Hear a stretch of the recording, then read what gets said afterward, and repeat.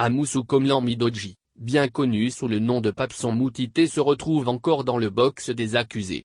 L'artiste ayant échappé de justesse à un nouvel emprisonnement la semaine dernière suscite le courroux du collectif Non c'est Non. L'organisation réclame à la justice des sanctions contre M. Amoussou, placé sous contrôle judiciaire depuis le mois de mai 2020.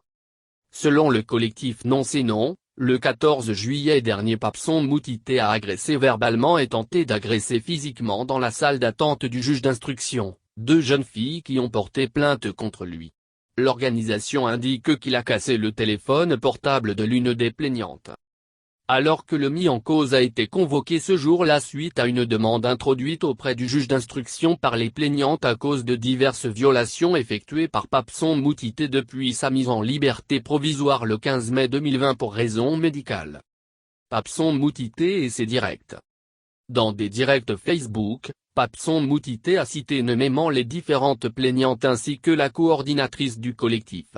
L'organisation indique qu'il a également proféré à leur endroit des menaces alors même que l'instruction est toujours en cours dans l'affaire.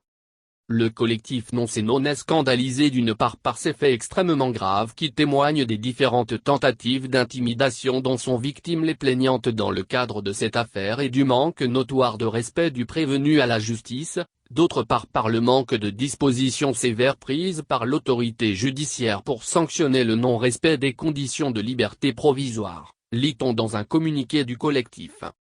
L'organisation dirigée par Marthe Nounefar exprime ensuite son inquiétude pour la sécurité des plaignantes et demande aux autorités judiciaires en charge de l'affaire de prendre des sanctions fermes à l'endroit du prévenu en raison des violations susmentionnées vu que les mises en garde ne suffisent pas.